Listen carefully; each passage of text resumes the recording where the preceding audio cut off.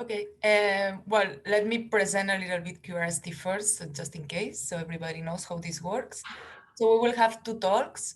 The first one will be Tim Menke from Harvard and MIT, and the second one will be Peter Johnson from Zapata Computing. And the format of these talks is 25 minutes plus 5 minutes questions. So feel free to ask any questions in the chat or just wait until the end of the talk. And in case we are running out of time, we will just stay longer after the two talks so we can continue the discussions with the speakers, comments, suggestions, etc.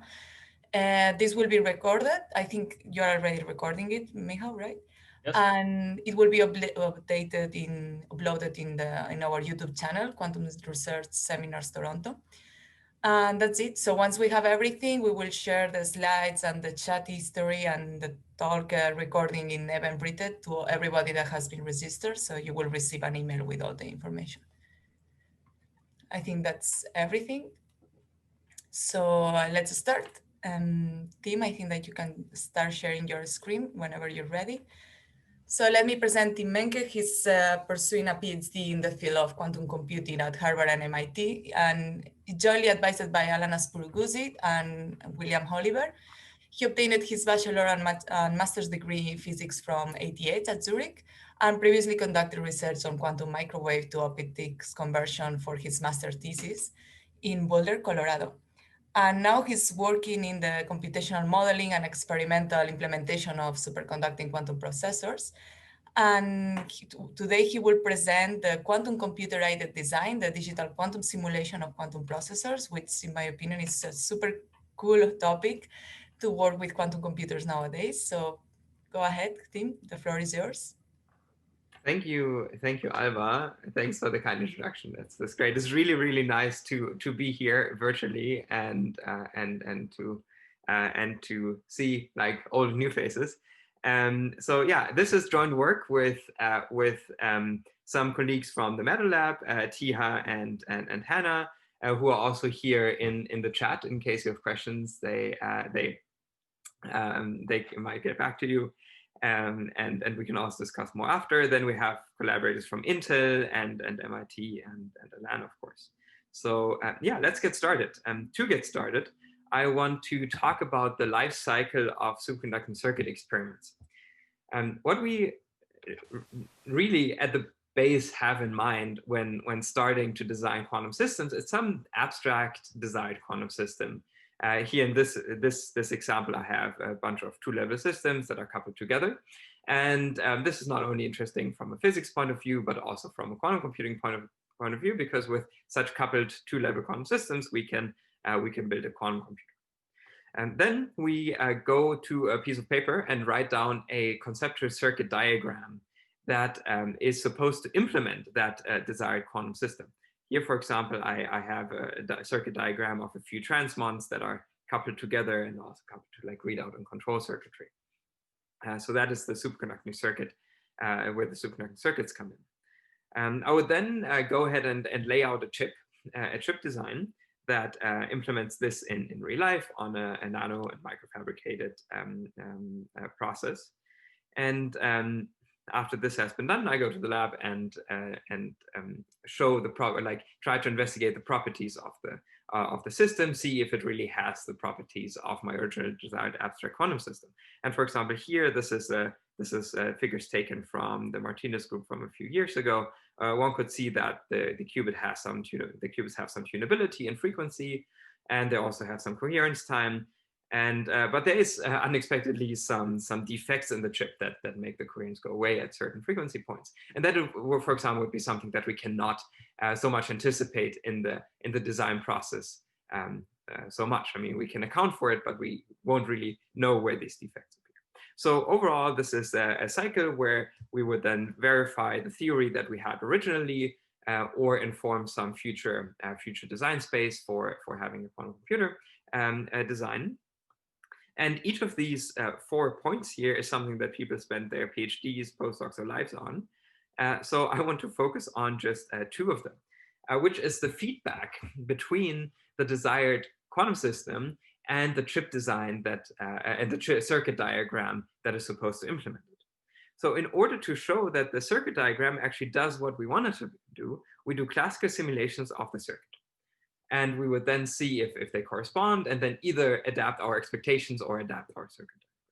So this comes with two challenges. One of them is that optimization, the circuit diagram, and having it have the right properties is a hard task. That's what some of the authors had already discussed in the separate work. But what I want to focus on here is that in order to do the circuit simulation, we need to employ numerics on a classic computer, and that is hard. And that is hard because not only because we want to simulate a quantum system, but also because that quantum system is encoded within a larger space. It's encoded in the basis of superconducting circuits that I will talk a bit more about, which requires us to include many more states than we would just for the two levels that we want to simulate. All right. So before I talk about our contributions, I want to briefly go over the superconducting transmon qubit, which is probably familiar to many here, but maybe not all. So the transmon qubit is a superconducting circuit that is similar to a harmonic oscillator with an important difference. So here I have a harmonic oscillator circuit, which you might know from electrical engineering, with an inductance on one side and a capacitance on the other side that stores charge. And when we activate the circuit, we would see that there is some currents, like if we excite it at a certain frequency, there's current sloshing back and forth through the inductance and the capacitance. And so when I write down the potential energy of the circuit versus the position variable of the superconducting phase across the inductor, then I see that this is a harmonic oscillator, which is fun, but isn't great for quantum information processing because there is equally spaced energy levels. And when I try to excite from 0 to 1, I also automatically excite the higher states, which I don't want for the operation of a qubit where I only want 0 and 1. So what we induce instead is this nonlinear component here, a Josephson junction, that is a superconductor insulator superconductor element that can be fabricated in the lab. It reacts non-linearly in inductance to the phase across the junction and gives rise to this non-harmonic potential, which then separates out our states. So now we have a different transition energy between the 0 and 1 state and the higher states. In order to find the right energy eigenstates and the right eigenstates of the circuit, we actually need to include quite a lot of states in our numeric computation. So we choose the charge basis, which counts how many charges are on the on that upper part of this of the circuit here. And so this is kind of the space that circuits live in. They kind of live in charge and phase or charge and flux. And we need to include 16 such basis states in order to compute the first two eigenstates accurately. This is more than just a qubit. And there's also an exact solution to the transmon Hamiltonian. We could actually write it down exactly analytically. However, that doesn't really scale to multiple transmons or different circuits. So this brings us to the Hamiltonian before looking into the challenge that Hamiltonian brings us. Here I again have a transmon qubit. In this case, I've actually split the one junction into two junction, which is computationally not harder, but it allows us in practice to tune the excitation frequency of that qubit and in that way enable gates between qubits and high fidelity readout, etc. Here I wrote down the Hamiltonian of the transmon, which depends on the two quantum variables that would be similar to would be equivalent to position and momentum. We have the superconducting phase and the electron pair number in the circuit. And if we choose the basis of the electron pair number, the charge basis, then this Hamiltonian actually looks like a tri-diagonal Hamiltonian. So in order to find the eigenstates of my circuit, I need to diagonalize this sparse 16 by 16 matrix, which is actually easy to do. One could almost do it by hand if I just for one transmon, but it gets much harder as we scale this up to larger systems.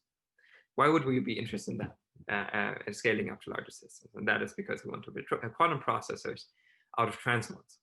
So here I'm showing a candidate processor, which has a bunch of dots, all of these dots being transmons.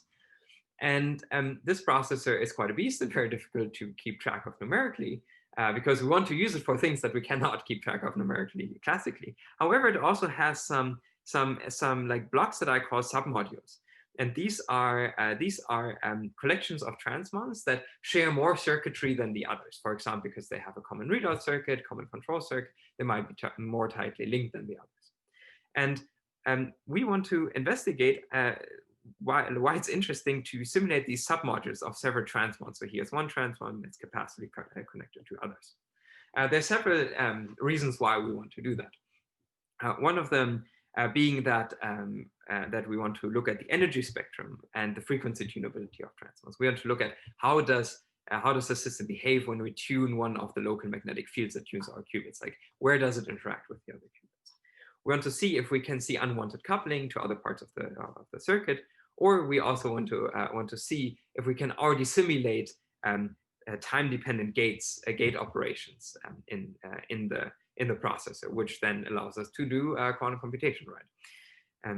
So with that, I hopefully have convinced you why it's interesting to simulate submodules of quantum processors that are smaller, that are sizable and large and hard to keep track of numerically, but larger, but not as large as the processor itself.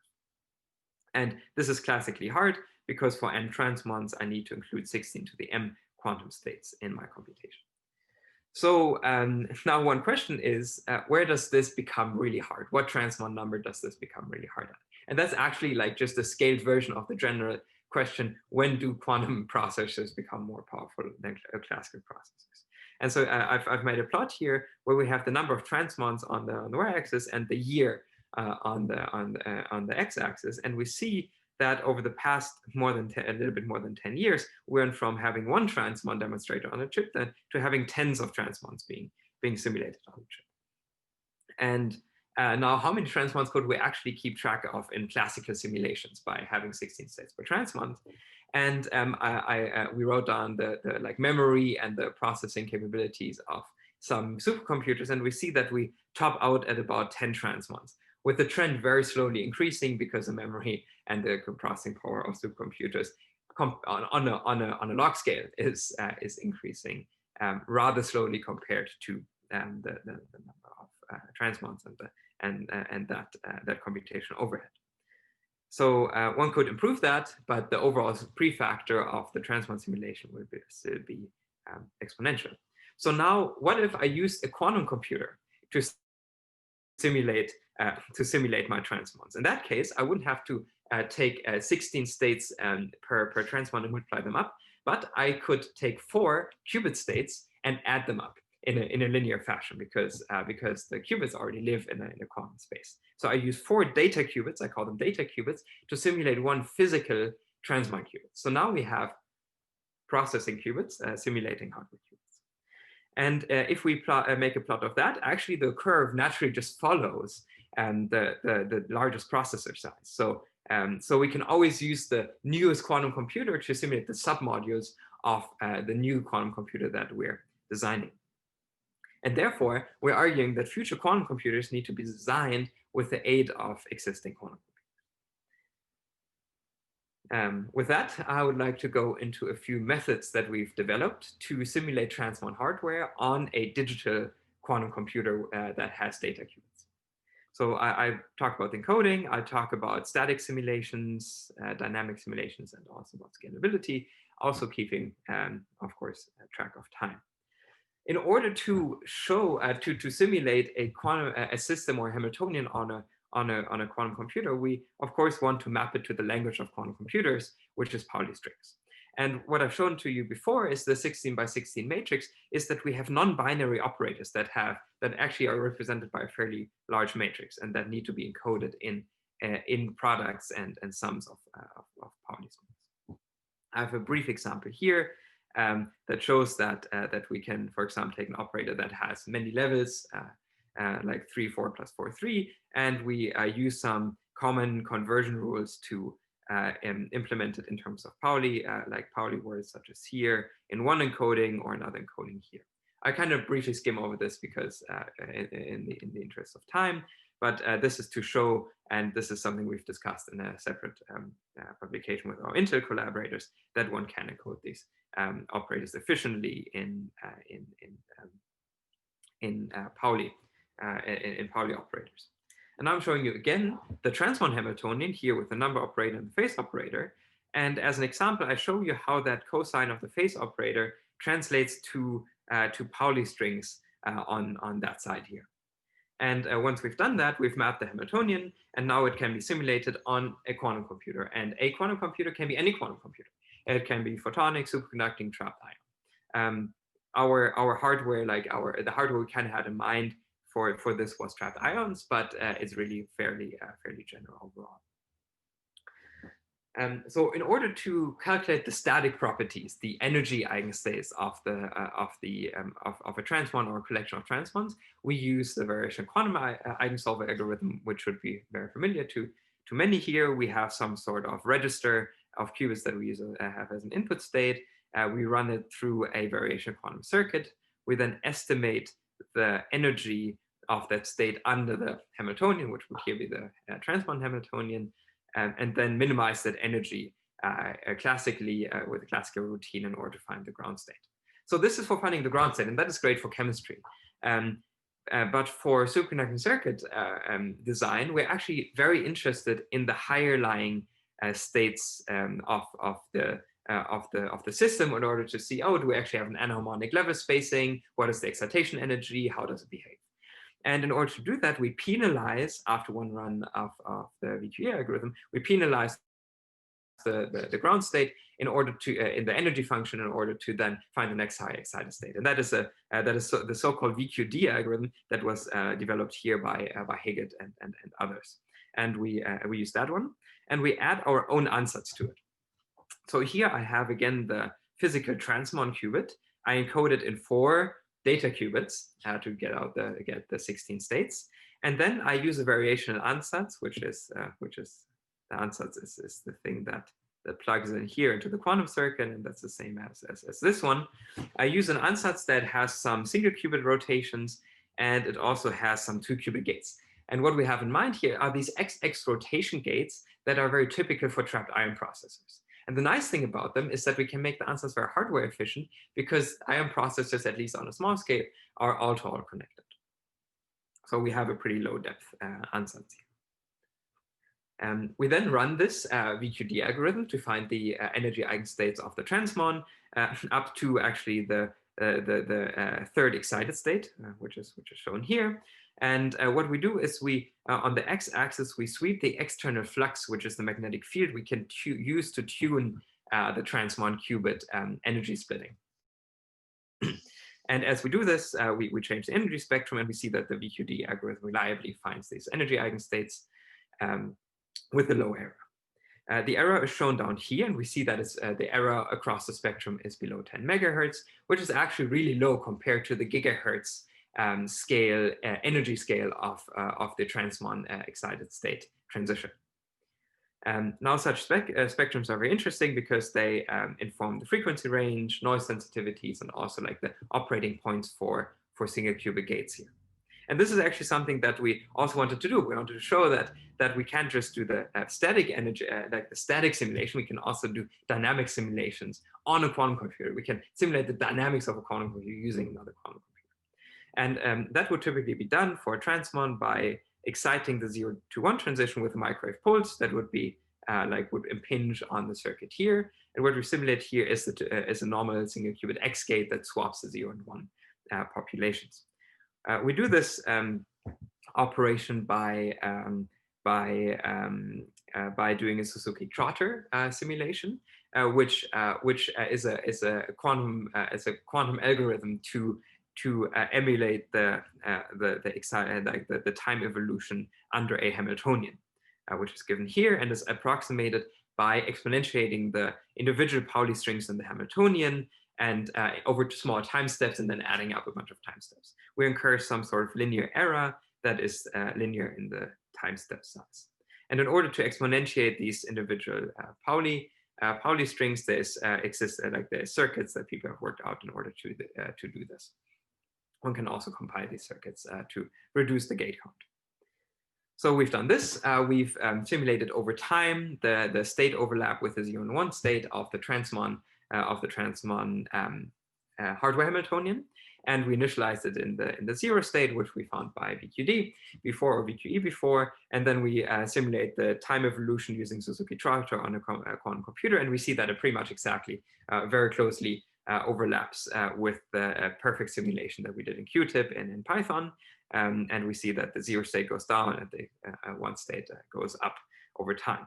So we've done this over 1,000 time steps, and we see that not only do we with this tune-up get a high gate fidelity of the gate that would then be implemented in hardware, but we also see that it's a pretty low error between the exact simulation and the Suzuki Trotter approximation. And we see that actually the error converges with an order that is super linear. So it's actually better than theoretically predicted with the Trotter error here and the step size here. And here you see that super linear slope. With that, I want to, before we run out of time, go into scaling up these simulations. So of course it's interesting to simulate a single transmon, but if we actually want to do quantum computation of larger transmon systems, we want to see how this scales with a number of qubits. And what I show you here is a collection of 2 capacitively coupled transmon qubits. And now instead of 4 qubits, we need 8 qubits to encode the space of these 2 transmon qubits, 4 for each qubit. And we construct a ansatz again to do variational simulations in a smart way. And we do it by first putting in the result from our single qubit simulation at first. And then we couple the 2 qubits by doing this 8 qubit ansatz before. So we reuse the previous hierarchy of VQD simulations. And we again perform the variational routine that I talked about before. And we again get out a spectrum where I sweep one of the fluxes of the qubits, and then that transition of the qubit crosses here the transition of the other qubit. And if I zoom in and look at the points we've simulated with VQD, we again see that we have a low error. The error only being a little bit larger around the region where we have the crossing between the states, and that's interesting that came out this way. So this spectrum again informs many things that we can want to know about the circuit. Importantly, it tells us the point where we want to do a 2-qubit operation. Okay, we have 5 minutes, perfect, thank you. Where we want to do a 2-qubit operation. So if I sweep the flux here to this flux point and back, then I can achieve, by tuning the parameters in the right way, that the 2 qubits undergo a CPHASE gate, where the sign of the 1-1 state is swapped, is negated here.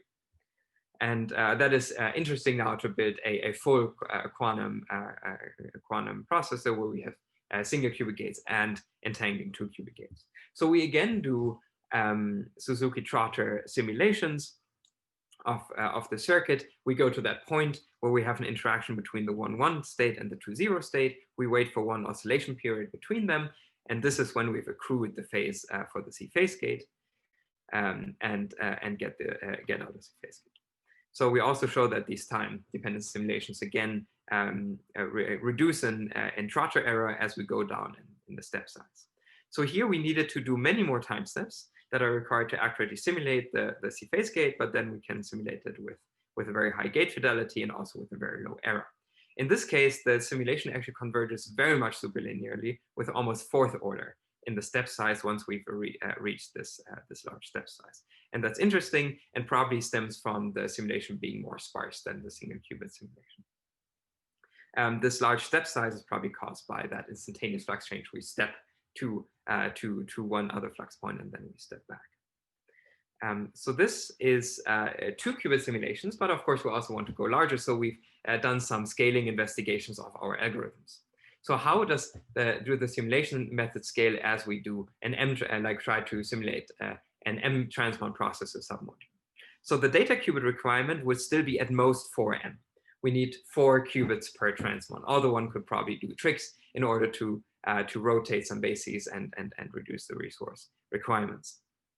For the VQD simulations, if we tile the ansatzes in a way that we've done it before, from going from 1 qubit to clusters of qubit that go increasingly larger, we would have a linear behavior of the gate depth with the number of transmons, and a quadratic scaling of the number of entangling gates with the number of transmons, which actually shows that we have a pretty favorable scaling with the processor size. As for the Suzuki Trotter simulations, we're in a bit more of intermediate or long-term behavior, because already for 1 and 2 qubits, we need a large number. We have a large number of terms to simulate in the Trotter simulation, and need millions of entangling gates for the full time evolution. So this is more in the intermediate scale or error corrected regime. With that, I would like to wrap up, and actually just maybe point out 2 things.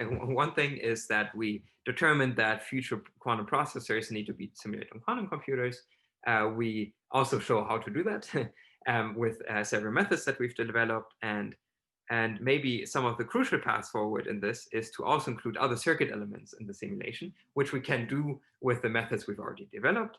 And also there's an opening for improved variational ansatz for coupled systems in circuits. And this is something that also has been done in chemistry. Maybe it's time to also do this for quantum hardware simulation.